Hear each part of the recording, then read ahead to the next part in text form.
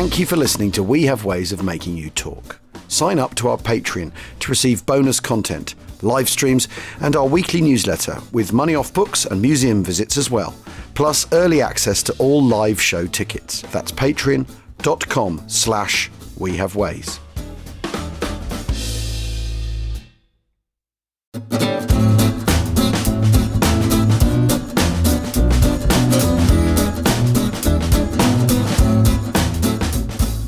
The right method of defence was, I am convinced, to hold defended localities well stocked with reserves of supplies and ammunition. And that, of course, was General Sir Harold Alexander. And this, of course, is Bill Slim. Right back into India, rumours were assiduously spread picturing the Japanese as the super bogeymen of the jungle, harping on their savagery, their superior equipment and training, the hardships our men suffered, the lack of everything, the faulty in our leadership, and the general hopelessness of expecting ever to defeat the enemy.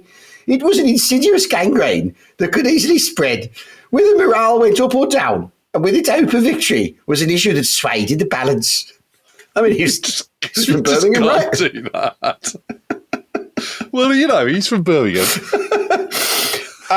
Obviously. So is that the new? That's the new accent. Okay, Patton in his high-pitched voice is now consigned to the dustbin of history by Brummie Bill Slim. Obviously, I think. I mean, it's interesting. It is interesting what Slim's saying there. He knows absolutely that the key to leadership is actually making sure that morale, that you keep all, this Mobius strip of making sure that, you keep morale up, you keep faith in the equipment, you keep faith in the leadership, you keep faith. And he's talking about the sort of reflection of when it goes wrong, of how rumour can break out. And the insidious gangrene. What's interesting is when he does get his men out of Burma in the Great Rout, is he takes it very personally that they've been defeated. He takes it, it's a failure on my part and all that sort of stuff. And I think... and he goes over the Shannon Saddle and he says... There shall be no more retreat, but... I'm not having it. I'm not having it, mate. The thing is, though, Jim, I mean, in the last episode, we talked about the military situation in Burma, trials and tribulations of the British. And there in the introduction, how Alex and Slim are getting to grips with what the problems are. There is a major disaster occurring. India itself, to the west, the backdrop to the campaign in Burma in India is upheaval and, in fact, actually humanitarian disaster, isn't it? And the humanitarian disaster starts with the retreat from Burma. While Slim and Alexander do a very good job of getting the Burma Corps out of Burma and doing these rearguard actions and getting over the Shannon Saddle and getting them back across the Irrawaddy, etc., there are huge numbers of Indians who've been working in Singapore, in Malaya, and, of course, in Burma too. And around 600,000 of them try to flee and 80,000 of them never make it back. Yeah. And they're basically just completely abandoned by the British, who are obviously concerned about their forces more than about the Indians. Yeah. I say obviously. It's just a total disaster, catastrophe. For they just do not know what's hit them. They're trying to get their men out as quickly as possible, and they're just not looking after the Indians who are coming back. And that leaves a huge a bitter taste in the mouths. It stokes the Quit India movement in a very, very big way. While everyone knows that the kind of, the Raj is coming to an end, Britain has said to the Quit India movements and to Indian Congress, we're not going to, this isn't going to happen until we sorted out the war. And there are open revolt in the summer of 1942, and the Brits go around sort of ruthlessly rounding up the ringleaders, which includes Nehru and Gandhi, of course. They're arrested and imprisoned without trial in a Mednagar fort in central India, and they're still there at the end of 1943. There's revolt all around the country. This is swiftly quelled by troops. There's some 57 infantry battalions are used to sort out the riots. So while they might have just been defeated by the Japanese, they're still pretty dab-hand at doing colonial police work. It's all over by the autumn of 1942, but this comes on the top of terrible defeat in Burma, kind of massive humiliation for the British, this sense in India that the time for the Raj to be over is accelerating. But the British are also saying, you think we're bad, just wait till the Japanese come in and we've got a job to do. So that's the kind of message they're trying to go. But it doesn't stop the fact that, well over 1,000 Indians have been killed in this. If that's not bad enough. But that message is hard to put across when you on top of this is the Bengal famine happening as well. A substantially greater catastrophe. I mean, it is an absolute horror story, which is prompted by a cyclone that hits Bengal in the autumn of 1942. And 3 separate tidal waves wipe out 450 square miles in totally, badly affect 400 square miles, and damage 3,200 square miles. But don't think that the 3,200 square miles bit of damage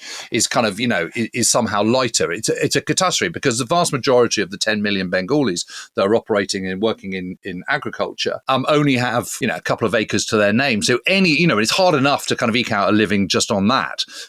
In the best conditions, any slight damage is an absolute catastrophe. And 2.5 million Bengalis have their homes damaged by flooding and their livelihoods disrupted, because we're talking about subsistence farming, where every grain of rice counts in your personal field. You knock that off balance, the whole thing begins to fall over, as it were. And then there's a fungus in what appears in the remaining rice stocks. Yes, and on top of that, what has happened after the kind of, as the retreat from Burma is taking place, the British then confiscate a lot of the river craft. Yeah. One has to understand that the Bengal coast in what is now Bangladesh is basically like the Everglades or something. I mean, it's just a sort of absolute mass of kind of water networks and rivers and stuff and channels and so on. So taking away your boat means that, vast number of people who are completely dependent on fishing for their livelihoods are also deprived of that. So that obviously massively exacerbates a rapidly escalating humanitarian catastrophe. And the problem is then prompts a huge inflation in rice prices. So at the start of the year in 1943, rice is per maund, which is a kind of sack of 37 kilograms of rice, is about 8 rupees.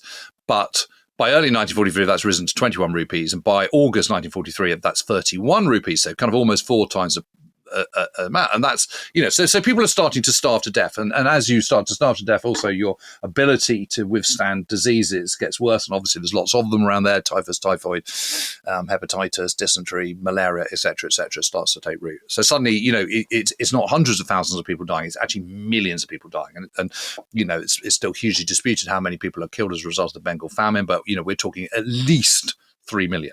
So 3 million. I mean, a huge number. And at the same time, of course, the British are worried about the war probably more than they are about the famine, but are trying to do something. So there's no. I mean, obviously there's no welfare state in India at the time. So it's not like you can put a welfare state anywhere. So there's no way you can a lever in that direction. There's some charity relief, but one of the added complications to this is the fact that the British in 1935 the imperial government devolved power to the Indian states. And India is a patchwork polity of lots of different states, lots of different interests.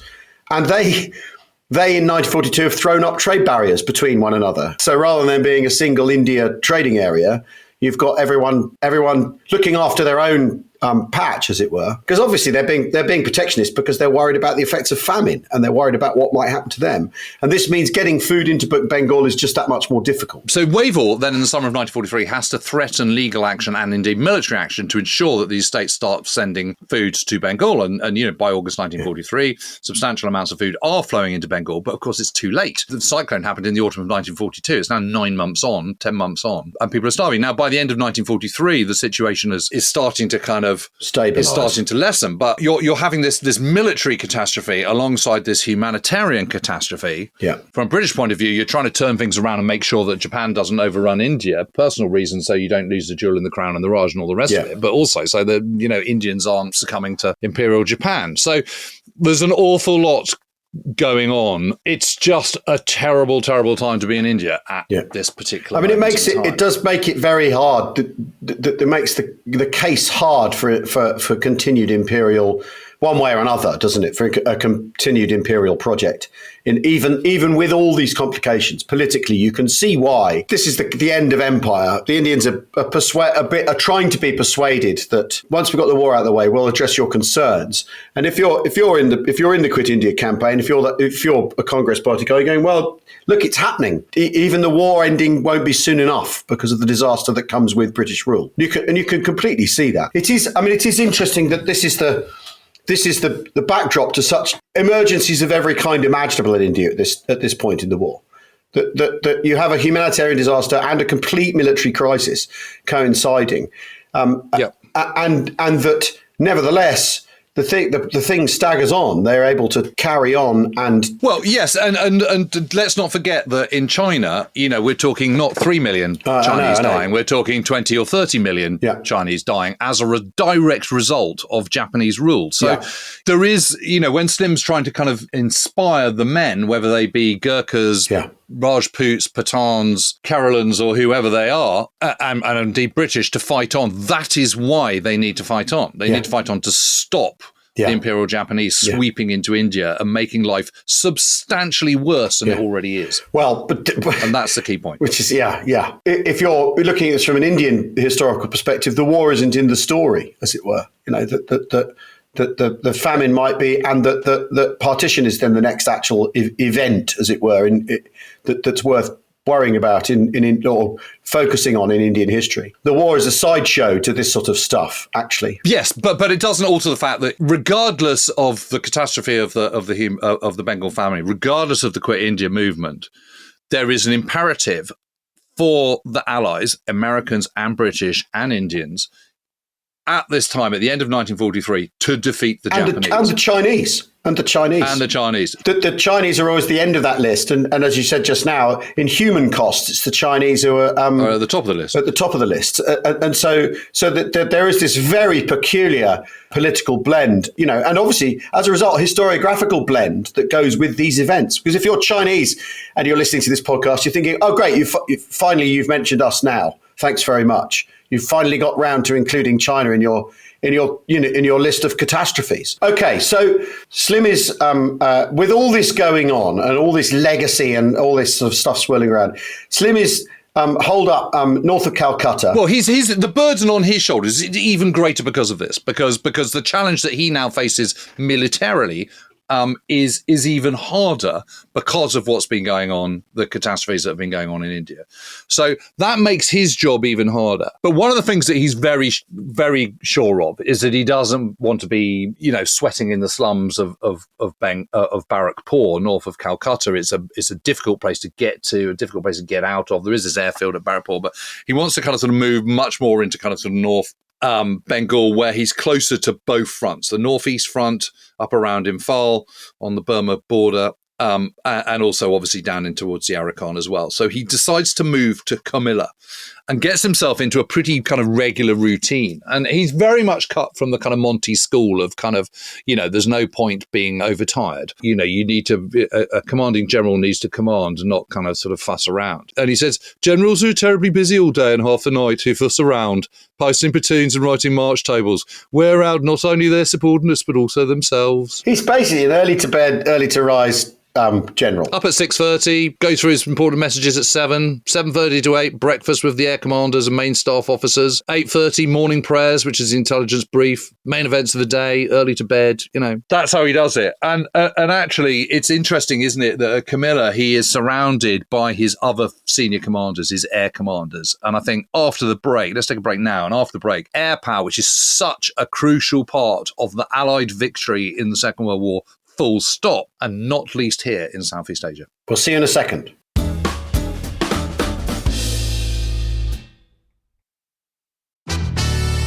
The football season is back. Join Micah, Alan and me on the Rest is Football for top analysis, outrageous gossip, and the inside track on everything going on in the Premier League. I'm going to say, if Man City get any injuries... Oh, Jesus Christ, come on.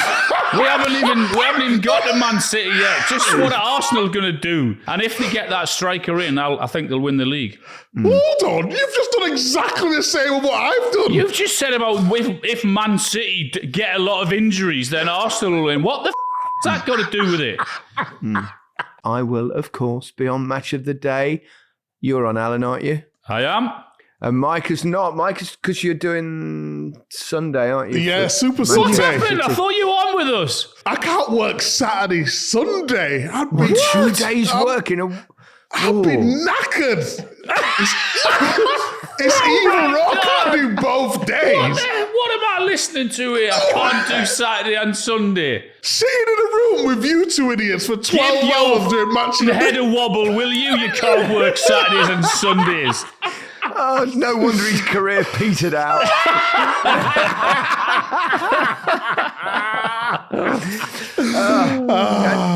The rest is football. Listen on Spotify, Apple, or wherever you get your podcasts, or watch us on YouTube.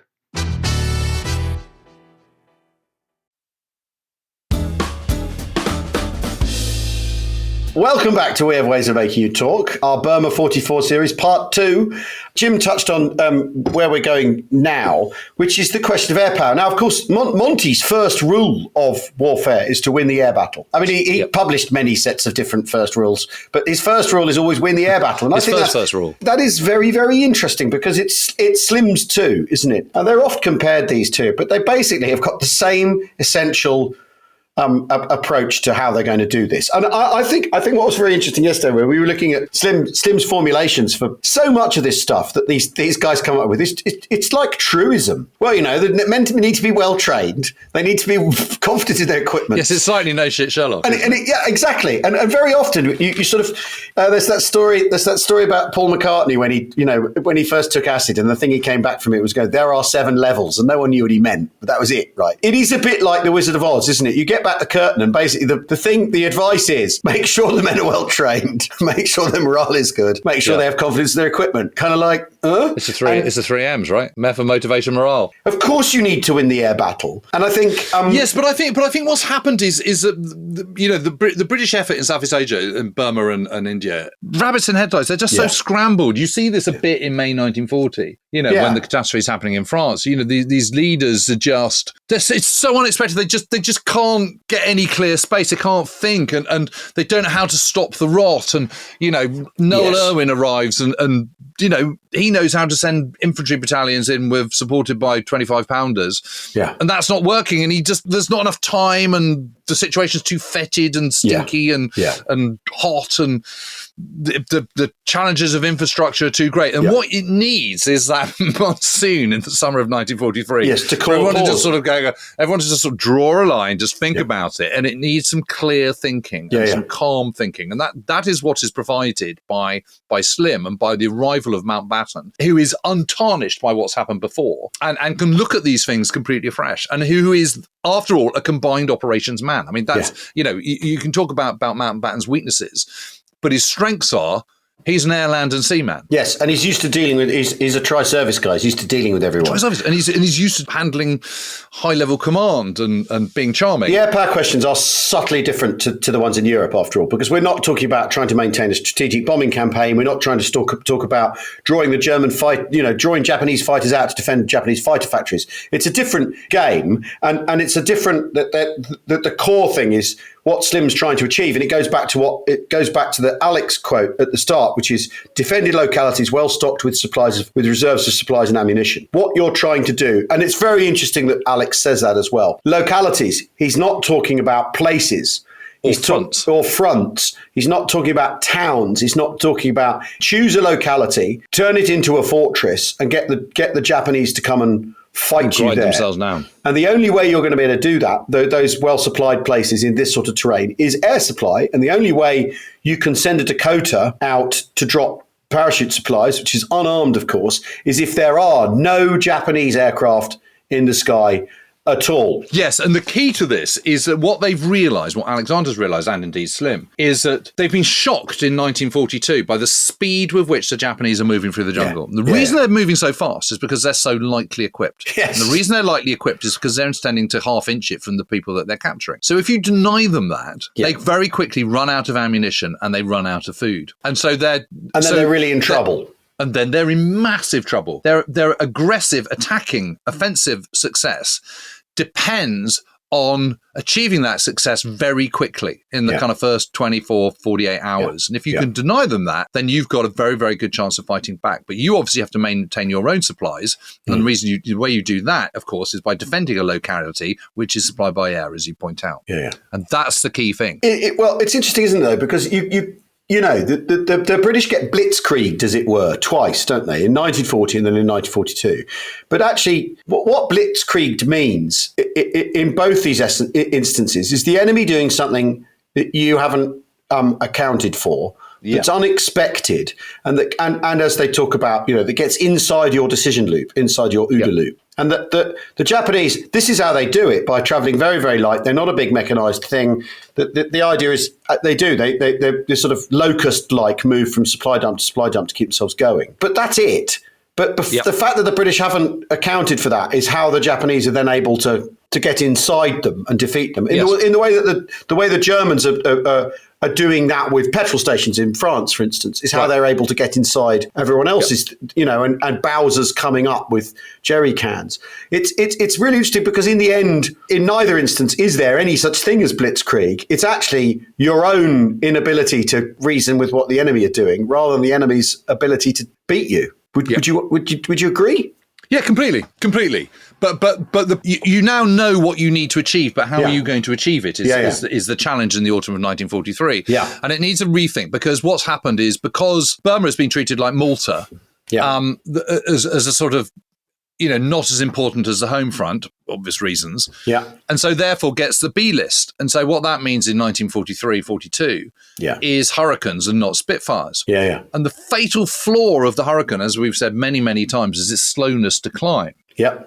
That's its thing. So it can't respond quickly. No. It's a perfectly good gun platform, but it doesn't have the speed to get you into the kind of heights. And what you want to do to be able to destroy your enemy is get height so that you can dive fast and you can maneuver so you've got the sun behind you so they can't see you. The Hurricane just doesn't have that power to get up quickly to intercept the Ki-43s, which are known as Oscars by the Allies. And these look very, very like Zeros. And they're kind of, but they're not as good as Zeros. And they're kind of on a par with the Hurricanes. These are the Imperial Japanese Army fighter plane of choice rather than the Imperial Japanese Navy. And it's absolutely clear that what you're happening in these air battles over the Arakan in the early part of 1943, while Irwin's doing his big scrap there, is that sometimes the Hurricanes get the better of the Oscars and sometimes the Oscars get the better of the Hurricanes. Yeah. And it's just this absolutely kind of evenly matched ding-dong that's sort of doing 10 rounds. But that's no good to anybody.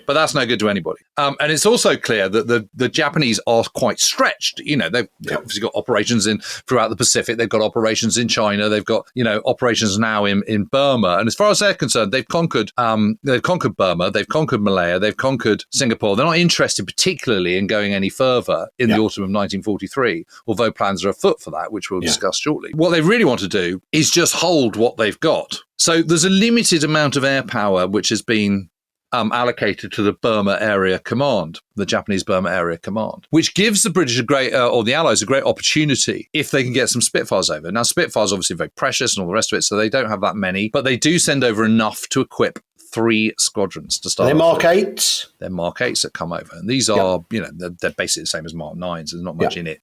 Improved engine, incredibly maneuverable, all the rest of it. But they're incredibly precious, these planes. Yeah. So very sensibly, again, what they decide to do is to retrain all the pilots. So they're going to send them off to Frank Carey's air fighting training school at Armada Road, which is, not a million miles from Calcutta. And Frank Carey is this tough Battle of France, Battle of Britain veteran, pre-war regular. He's got DFC and 2 bars. He's got a big moustache. He looks exactly like your kind of archetypal. Yeah, all that. All that. 25 victories to his name.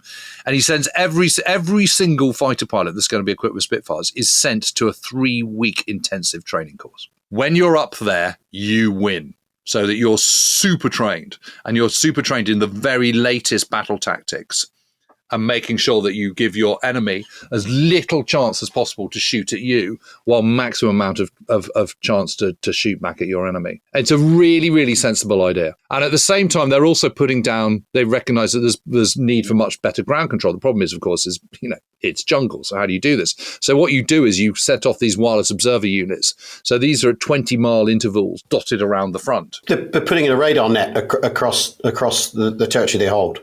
And obviously, and observers with radios that can wire in, so that you can take off and anticipate when the enemy are coming. By kind of October 1943, the Ki-46 Dinas, which are the Japanese recce planes, are starting to get shot down. And the Japanese don't have radar. They don't have the kind of, and if they don't have their eyes on the ground from the sky above, they're kind of blind. I mean, a big part of this is that the Japanese are stretched, and also conquering Burma wasn't really ever the thing they didn't expect to take the whole place, did they?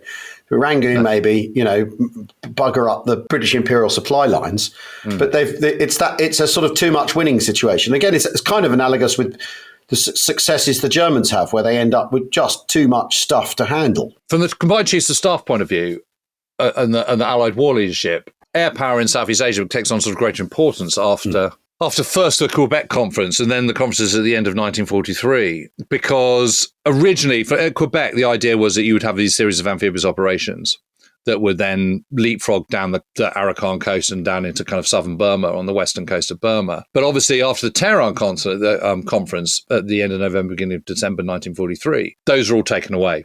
That's it. They can't do it. We haven't got enough. We need them for Shingle, the invasion of Anzio and all the rest of it. We need them elsewhere. We need them in the Pacific. We need them for the build-up of Operation Overlord, etc., etc. So they're taken away. So suddenly they're going to have to do it the hard way. They're going to have to do it through hills, down through the Arakan, down through the Chin Hills or whatever. And this is why that air power is even more necessary. By the end of 1943, there are these huge chinks where it's a bit like the arrival of the Mustangs at kind of, the same time. Suddenly the Mustangs have arrived in December 1943. In 8th Air Force and are about poised to transform things for Big Week and beyond. It's exactly the same going on in Southeast Asia, where suddenly these Spitfires have arrived, they're all trained up, and suddenly it's time to put the kind of, the spear to the test, the sharpened spear to the test. And these three squadrons that have got them are 136 Squadron, 605 and 615. So 605 and 615 are these auxiliary weekend flyer squadrons, but obviously, regularized during the war. But 136 Squadron are known as the Woodpeckers, and this is because of a song, The Woodpecker's Hole, that they all learned while they were all training in Canada. And these are very different squadrons to squadrons that you would have over in UK or the Mediterranean or something, because having got them all the way out there, they tend to kind of stay there for the whole time. And it's not like doing a 6-month tour because you've got the monsoon in the way where there's not much flying. So they just stay together the whole time, but in incredibly basic conditions, it has to be said. But consequently, there are, the esprit de corps of these group of pilots is very, very tight. Every single loss is felt very, very keenly indeed. And one of the things that Frank Carey is trying to do is reduce the number of losses to a bare minimum. For, and this is a hard and fast practical reason, because these pilots are so precious and the planes are so precious. By the end of 1943, they are palpably making a massive difference. There's nothing really beats, if you're the fellows on the ground, nothing really beats seeing enemy planes being shot down, does it? It's that thing of seeing the RAF turn up, which after all is a thing that soldiers always complain about, the effect on the enemy. I mean, as a simple morale lift. All those stories you read about where, soldiers saying, well, the RAF are nowhere to be seen. Don't like that much. And here's the precise opposite. By the beginning of January 1944, they are winning airspace. They are winning the air war over there. The skies are starting to clear. We do like a tactical effort. There's third TAF. So we've got ourselves a TAF in this theatre now. Well, so the structure is there's Eastern Air Command now. Yep. So there's 3rd Tactical Air Force, which is under Air Marshal Sir John Baldwin, who's pretty good. Yep. And that's divided into 2 fighter groups. So there's 221 group, which is based around Imphal, which is in the plains in what is now Manipur State, what was then, I think, Assam. And then there's 224 group, which is based at Chittagong. So this is covering this is in what is now Bangladesh, some southern Bengal, which is sort of, a stone's throw from the Arakan front. There's also a Strategic Air Force, which is under the American General Brigadier Holt Davidson. And there is also the Anglo-US Troop Carrier Command, which is under Brigadier General Bill Old. Davidson tends to kind of go through Baldwin, but Baldwin and Old are both based at the same headquarters as Slim, and they're having breakfast, lunch every day together, and dinner and all this kind of stuff. So they are super tight, and Mountbatten is totally into all this. He is a massive proponent of air power, as is Slim, and they're all kind of rubbing along really, really well. Yeah, there is no kind of Anglophobia or Americophobia or anything like that. And as Slim says, he says, we even reached a stage where the Americans contracted the tea sipping habit and the British learned to make passable coffee. Is it Slim that said that? Yeah, Slim said that. But I've decided. So we even reached a stage where the Americans contracted the tea sipping habit and the British learned to make passable coffee.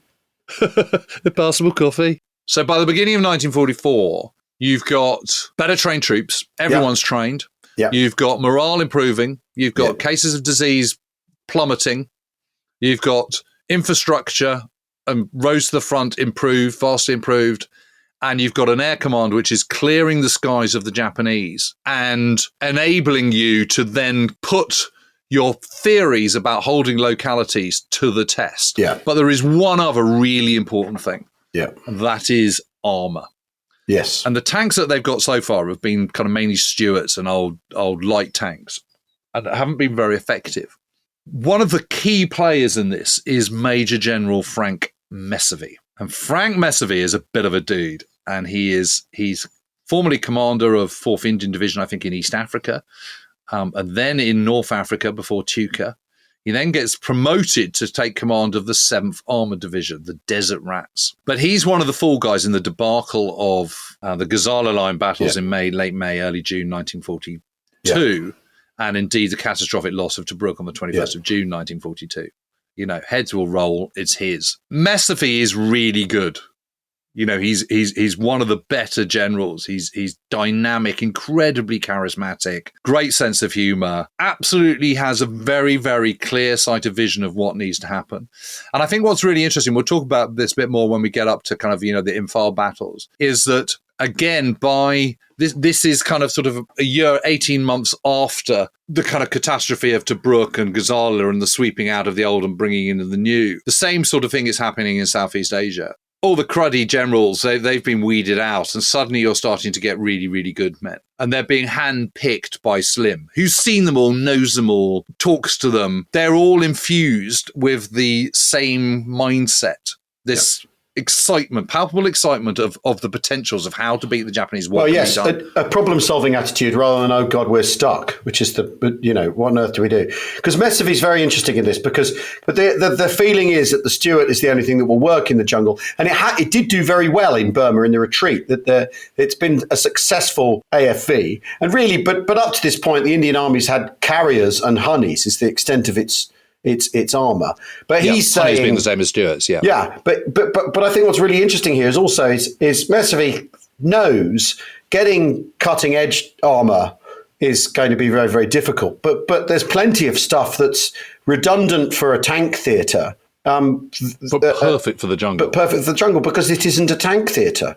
Because the main reason is most of the bunkers that the Japanese have are not concrete; they are wooden. Yeah. And so what you need is a decent gun to kind of blast out the entrances. And that's a 75mm gun. That you need armour that is going to accompany the infantry almost right up to the point of opening fire, of engagement. And the only tank that can do that are the Grants and the Shermans. And obviously he's hoping for Shermans. But Grants still have a 75mm gun. And while they're obsolescent for the European theatre, they're perfect for this because, it's incredibly close quarters. And there are no Panzers. There's no Panzers. And you've got 2 machine guns. And they absolutely do the job. They're decently armoured.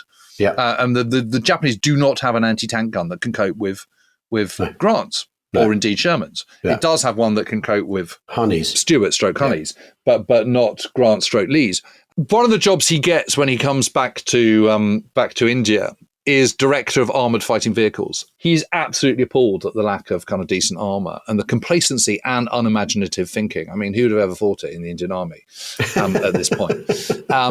Can't play polo with a tank, Jim. So he starts really banging the drum for the 30-ton Grant/Shermans. The big problem is that Wavell's chief of staff, General Ted Morris, and his chief engineer, General Dick Bond, both argue that it's just simply not logistically possible to get these 30-ton tanks to the front in either Assam or Bengal because of the vast number of weak bridges, lack of infrastructure, how are you going to get them across the Brahmaputra River and all the rest of it. So Messervy tries to persuade Ork in person, but again, the Auchinleck is not really interested. But then everything changes because Auchinleck then becomes commander-in-chief and George Gifford from West Africa takes over.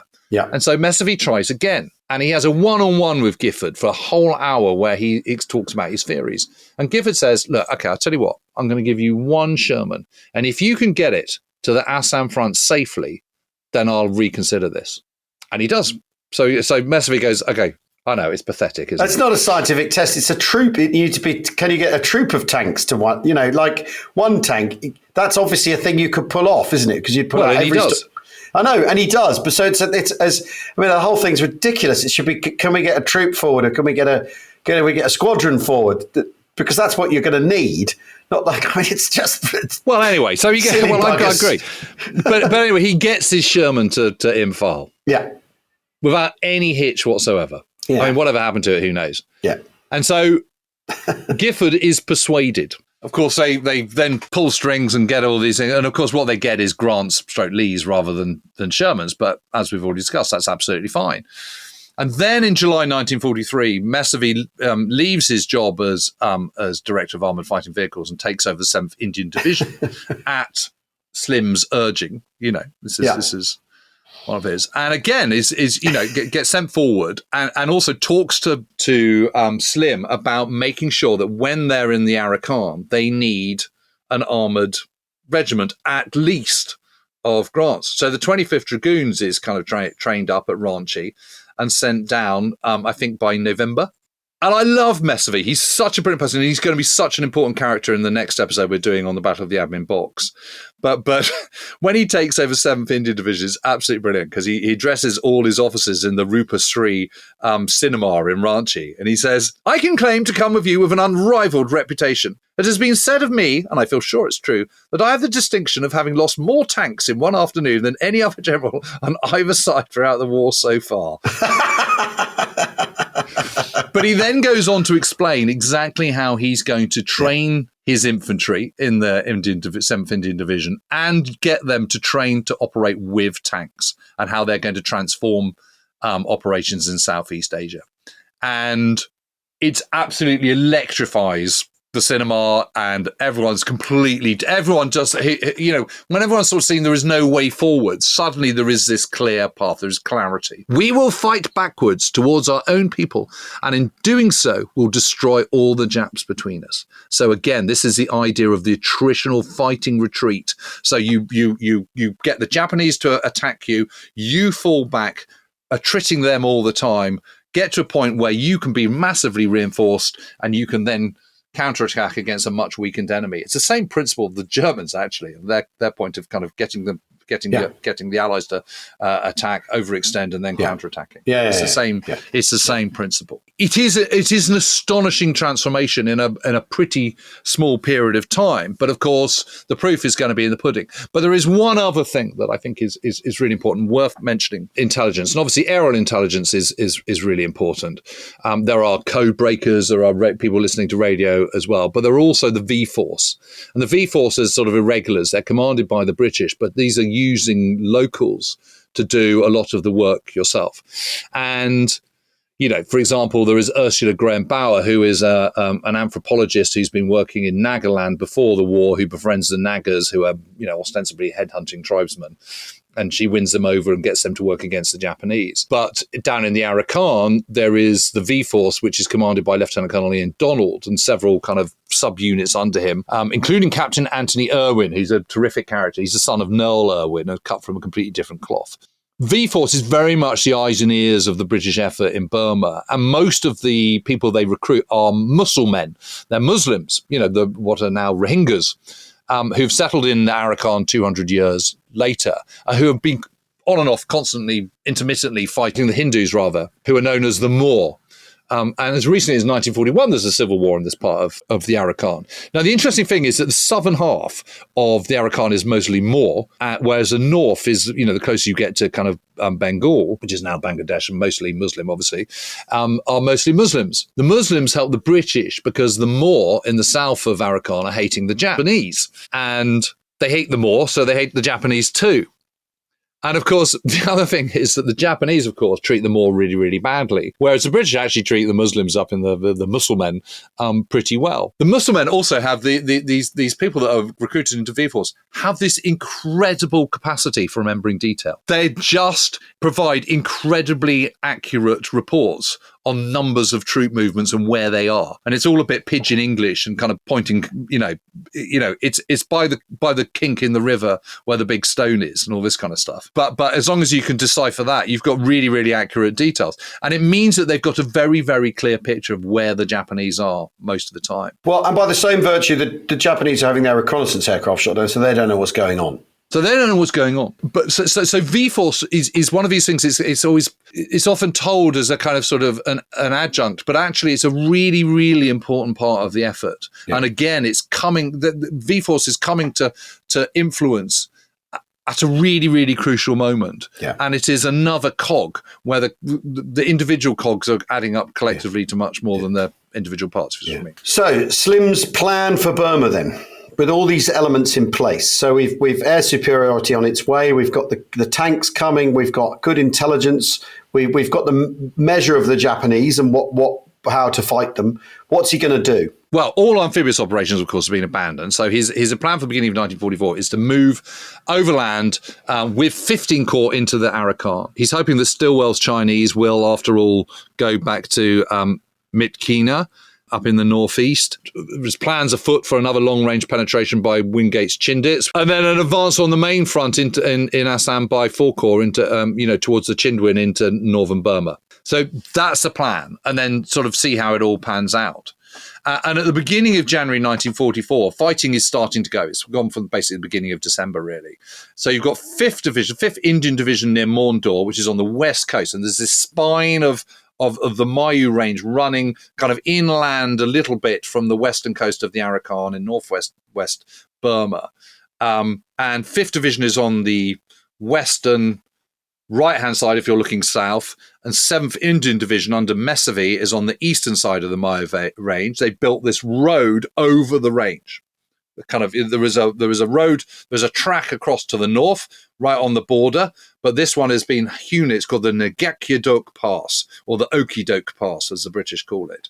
And this has been kind of, hacked out by engineers in the latter half of 1943, and is a lifeline between 5th Indian Division on the just north of Maundor on the western side of the Mayu Range, and 7th Division on the other side at a place called Chinswea. And then beyond that is the 81st Division, the West African Division, which is on the Kalapanzin River, which is beyond. That is where they're at, but spoiler alert, the Japanese have their own plans, and they are worried about what has been happening in the air. They're worried about growing strength of 14th Army, both on the northeast front and on the Arakan front, and they are determined to make sure that the British never get back a firm foothold into Burma. So they have plans to stop that and hopefully achieve even a little bit more than that. We'll come to the other side of the hill in the next episode. Thanks for listening. We hope that has set the stage for the first of these epic encounters. Thanks for listening to Burma 44 from We Have Ways of Making You Talk.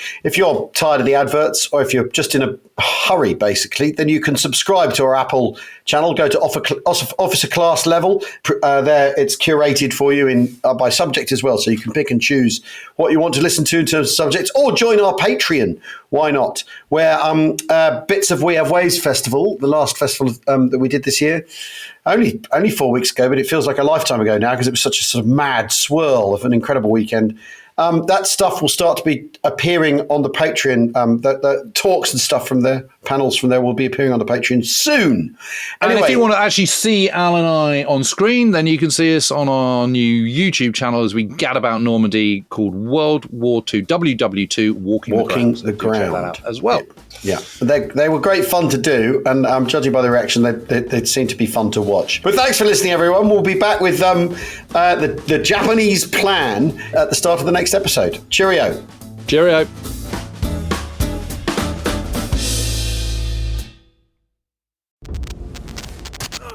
And there you have it.